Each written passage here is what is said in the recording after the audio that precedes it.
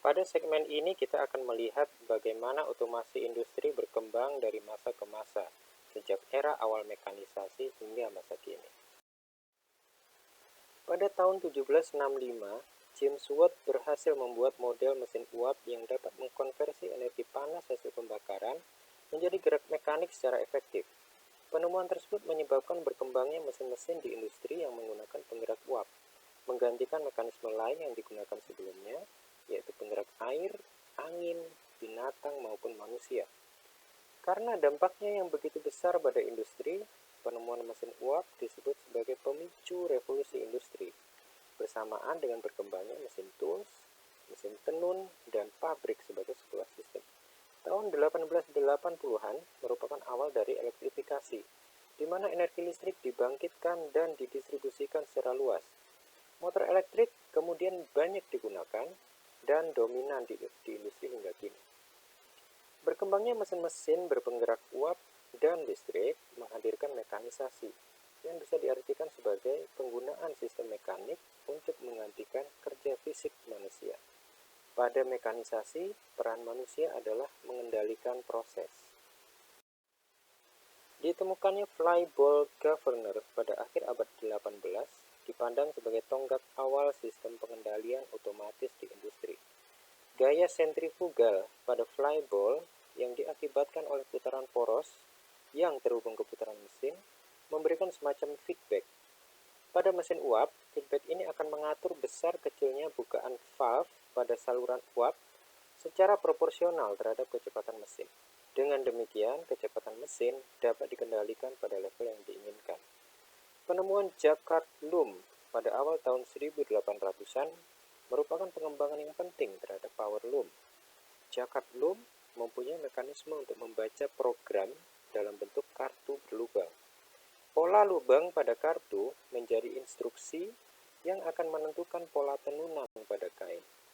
Mekanisme ini bahkan kemudian menjadi inspirasi dalam pengembangan sistem komputer dan pemrograman. Dipicu oleh elektrifikasi, penggunaan prinsip otomasi di industri berkembang pada akhir abad 19 dan awal abad 20 sebagai respon terhadap meningkatnya kebutuhan terhadap produk industri, terutama otomotif pada saat itu.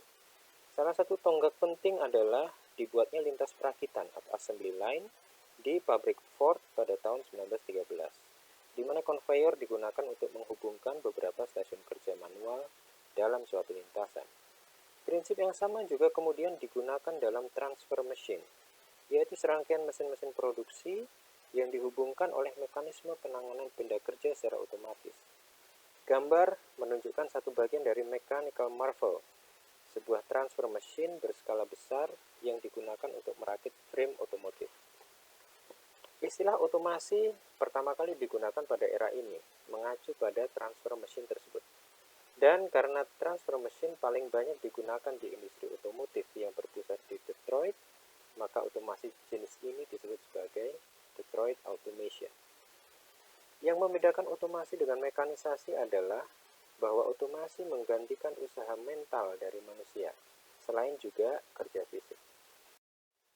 Pada otomasi, pengendalian proses yang tentunya berhubungan dengan usaha mental, misalnya kognisi, pengecekan, pembuatan keputusan, digantikan oleh sistem pengendalian otomatis, sehingga mengubah peran manusia dalam siklus kerja tersebut.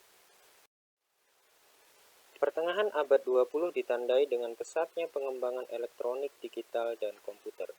Sejalan dengan itu, teknologi otomasi juga berkembang dengan pesat.